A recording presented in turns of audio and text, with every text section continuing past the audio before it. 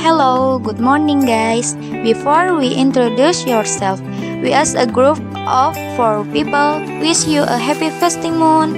Semoga segala amalan kita di bulan suci ini diterima Allah Subhanahu wa taala. Amin. Kalau kata pepatah itu tak kenal maka tak sayang. Nah, biar sayang, kami mau memperkenalkan diri kami dulu nih. Oke guys, strike to let you introduce yourself.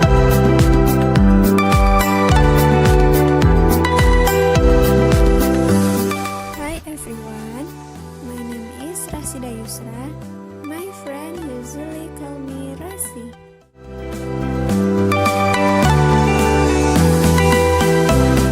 Then here it is, I am Selfie Kori Adria. You can call me Selfie.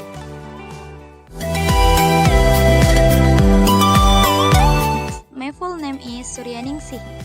My nickname is Sisi. And the last one, I am Tengku Muhammad Rizky. You can call me Rizky.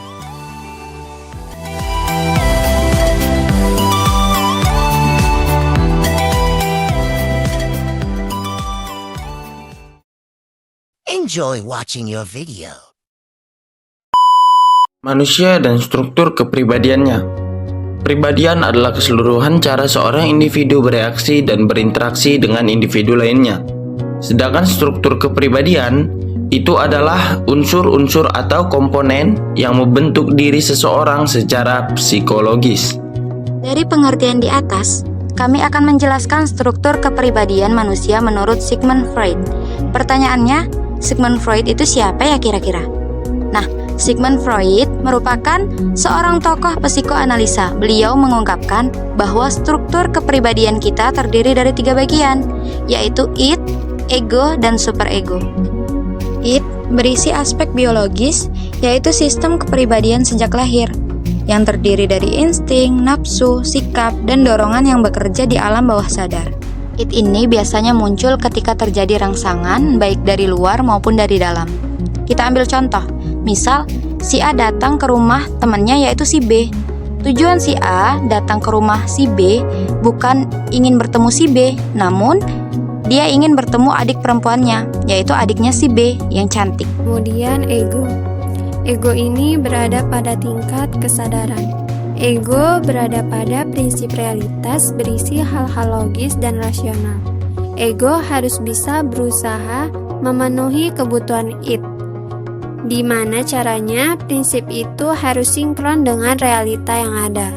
Misalnya, seseorang pergi ke supermarket untuk membeli minum. Tindakan ini lebih didorong dengan ego. Artinya, seorang laki-laki ini menyadari bahwa dirinya haus, maka ia harus mencari air. Superego berisi aspek sosiologis yang di dalamnya terdapat nilai-nilai moral. Biasanya berisi perilaku yang pantas dan yang tidak pantas dilakukan. Contoh yang dilakukan oleh superego, salah satunya ketika kita melakukan sesuatu yang tidak pantas, superego akan menghukum dengan memunculkan perasaan bersalah ataupun rasa nggak enakan. Akan tetapi, ketika kita melakukan hal yang pantas, superego ini akan memunculkan rasa bangga atau rasa puas terhadap diri sendiri. Kesimpulan materi kami hari ini adalah id yang bekerja berdasarkan nafsu atau kenikmatan, ego berdasarkan prinsip realita, dan superego yang terjadi karena moral.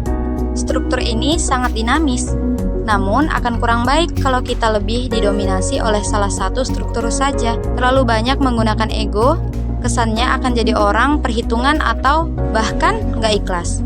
Kalau terlalu mengikuti superego, kesannya malah akan merugikan diri sendiri karena terlalu mengutamakan orang lain. Kalau kita terlalu mengedepankan id, berarti kita memandang sesuatu dari segi kenikmatan. Sekarang teman-teman boleh cek kepribadiannya masing-masing lewat struktur kepribadian menurut Sigmund Freud ini. Terima kasih.